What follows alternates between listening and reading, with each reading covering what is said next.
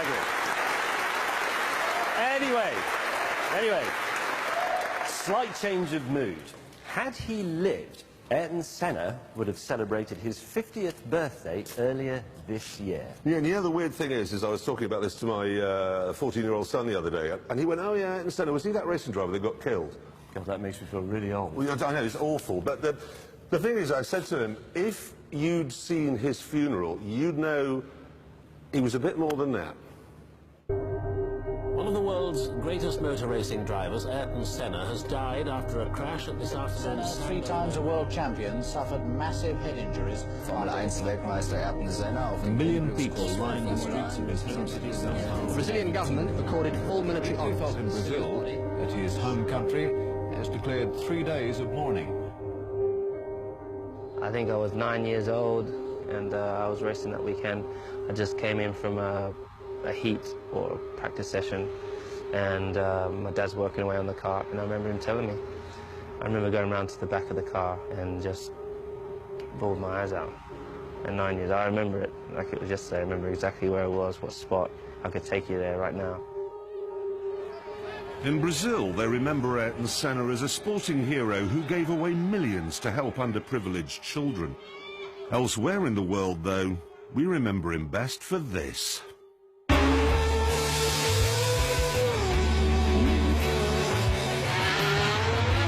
Senna goes through. Senna goes through again. Cannot be sounding true, but I started with 4 years old in go-kart. I am just 22-year-old, and there is plenty of time to get Formula 1, if I will get there. Ayrton Senna did race in Formula 1 from 1984 to his death at Imola in 1994. Ayrton Senna wins at Monaco. And in that time, he won the World Championship 3 times. The figures suggest that Schumacher and Fangio were better. But the people who know, they tell a different story. I think Senna, I will put him in number 1. For me, Senna is number 1. For me, he was number 1. I will put Ayrton Senna as number 1. For me, Ayrton Senna undoubtedly was the number 1. I would put him number 1. You know, he was definitely the greatest driver. If you ask me, I put Senna as well in number 1. Martin Brundle, who raced against the Brazilian for 11 years, is well qualified to explain why Senna was the ultimate driver's driver. He had a God-given talent that I haven't witnessed anywhere else. A sixth sense of where the grip was before he turned into a corner. If you look at this Lotus here, even when it's going in a straight line, it is dancing. Absolutely. And there. You look at these and you think, here we go. I can't do that. I think Senna's ability to be able to drive completely on the limit. Some of the laps he did, we know, were unbelievable.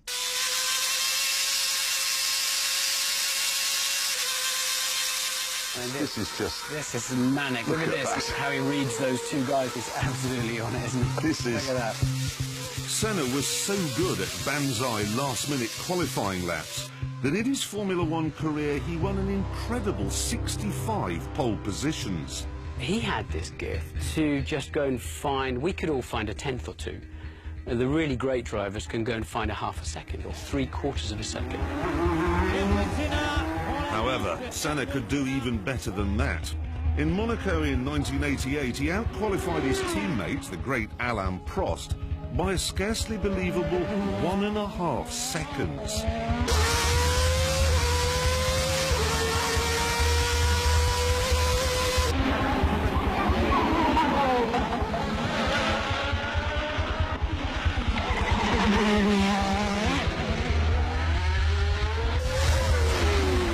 Nobody in the end wanted to spoil Senna's pole lap. And when you saw the day-glow McLaren and the very bright helmet of Ayrton Senna, he would come through and we literally jumped out of the way. You didn't want to be the one they all talked about as having blown the lap that the whole of the Grand Prix venue was looking forward to.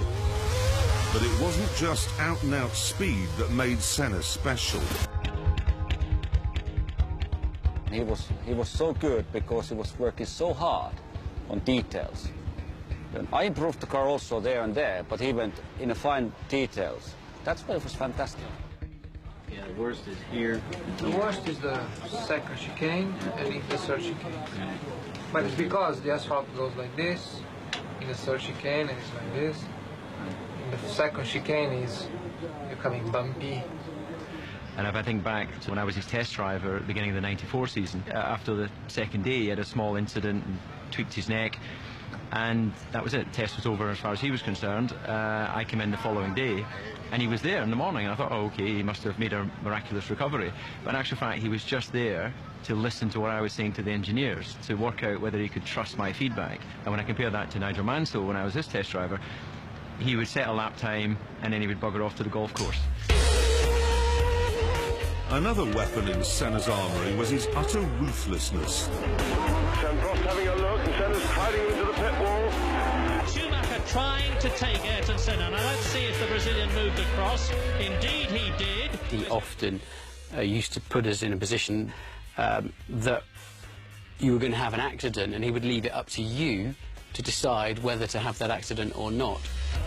Martin experienced this psychological warfare first of all when racing against Senna in Formula 3. Well, look, I've got a great big lead here, and he launches in from nowhere and then parks his Rolt on my shoulder. I couldn't get out of the car until they lifted his car off the top of mine. So when he wanted to overtake, he'd go on the inside and put the car in a place. If you tried to take the corner, you're going to hit him. Yes, he would put you in a compromising position and then leave you to make the decision. And if you didn't run into him, then psychologically you were buried and finished. He would then know that every time after that he showed you a wheel, you jump out of the way. He's got Mansell falling all over him. He has no reason to stay out. Even the giants from Senna's era respected his toughness. I don't think there was any qualifying session or any race he went into that he wasn't prepared to put it on the line. Driving all over the back. He's having a look, and he's inside Mansell. He was the toughest driver and the most ferocious driver to protect his area or space. Senna, all his skills involved. He's got a much slower car, very clapped out tyres on his car. Mansell's got fresh rubber on, all the grip in the world. Senna blocking away and sliding a lot. Senna knocking it down. Mansell weaving this way and that way, but Senna won't let him past. He's got the racing line, he's going to keep it. This will to win reached its peak at the Japanese Grand Prix in 1990. Here, Senna would be world champion, providing his arch-rival Alain Prost, now at Ferrari, failed to finish. So, at the first corner, he made sure Prost failed to finish. Alain Prost has taken the advantage. Senna is trying to go through on the inside, and it's happened immediately. This is amazing. Senna goes off at the first corner. Yes, and that makes Ayrton Senna world champion this year. He doesn't even try to brake. No. I mean, at that point, when they're back there, Senna, if he wanted to stay in the race, you'd have seen 2 puffs of blue smoke from his front tyres, where that gap was always going to disappear. He was driving into a disappearing wedge. After the crash, he showed absolutely no contrition. When there is a gap, you either commit yourself as a professional racing driver that is designed to win races, or you come second, or you come third, or you come fifth. And I'm not designed to come third, fourth, or fifth. I race to win. And if you no longer go for a gap that exists, you're no longer a racing driver. Strangely, Senna had a big heart. He was a devout Christian capable of extraordinary compassion. When fellow racing driver Eric Comas crashed at Spa in 1992, Senna stopped and risked his own life running across the track to help. You see, that's the paradox of Ayrton Senna, isn't it? In that he was clearly a fantastic human being. And he cared about people in Brazil, he cared about racing drivers. I mean, he was mortally hurt when Ratzenberger died, the day before he died. But then he would crash Alain Prost off the racetrack and put both their lives at risk. As a man then, Senna was hard to fathom. But when it rained, it was easy to spot his talents as a driver. And Senna is a wet weather master.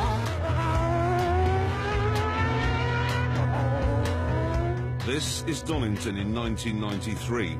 The track is wet and Senna in an 1 lap, 5th to 1st. Yeah. If you want to have 40 seconds of what is Ayrton Senna, the racing driver, all about, there it is, in a nutshell. Yeah. After the race, though, he was completely calm. Driving with slicks in damp and really slippery conditions was tremendous. Conditions like this is gambling, and it's taking chances that pays off. And I think we gamble good. And of course, you have to remember that Senna was doing his gambling in cars that were like wild, ferocious animals. This McLaren MP44, in which he won 8 races and his first world championship, had very little downforce, a manual gearbox, and 1,200 horsepower, 450 more than the F1 cars of today. It is the last of the turbocharged monsters, one of the greatest racing cars ever made. And today, it's going to rumble again in the hands of Senna's #1 fan. There it is. Woo! I can't believe that I'm... Oh, jeez. You've just got back from the Canadian Grand Prix this morning? Yeah. I couldn't sleep. Really? I slept like an hour or so on the flight. I couldn't get to sleep. I was just... Because you get to drive Senna's MP4? I just can't imagine what it's going to be like.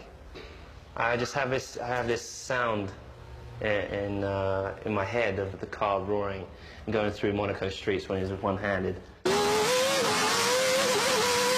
I'm just going to go one-handed round and just see what it's like around one of the corners. Let's go, let's go. Can I go?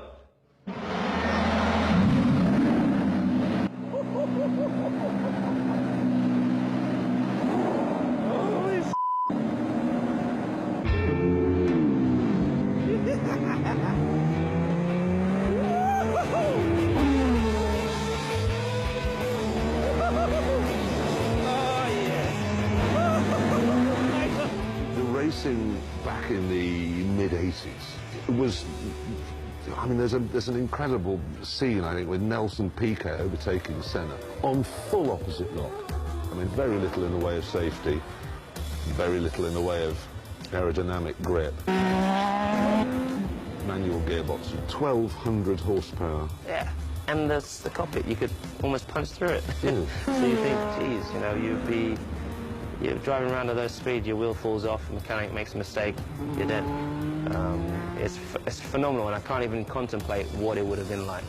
But, so that's why I think you have even more respect for the guys that did it back then. I mean, you had to be, back in the 80s.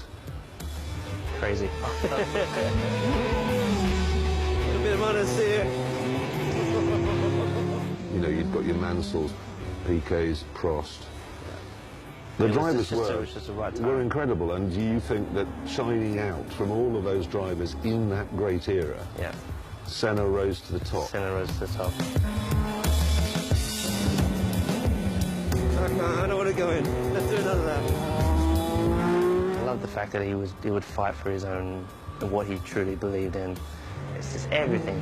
He puts everything into getting that lap, and he had no fear. That's what I loved about it. I love this car. I love it. Come on. That's amazing. It's so much, it's nothing like the car I drive nowadays. But just to know the commitment and to get used to driving this car and on the limit, I just couldn't imagine it, man.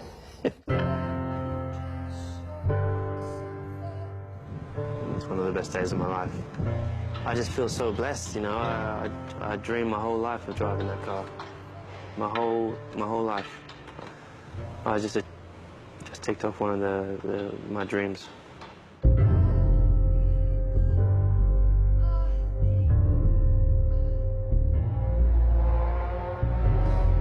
You know, I'll be honest with you, I was never a Senna fan. I always thought Gilles Villeneuve was the greatest racing driver of them all, but to make this film, I've watched hours and hours and hours of footage. And the thing is, Villeneuve was spectacular on a number of occasions. Senna, he was spectacular every single time he got in a car.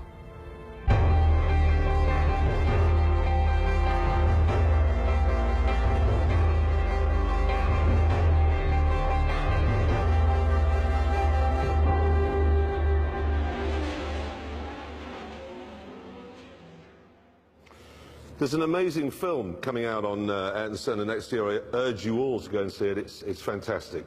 But for now, good night.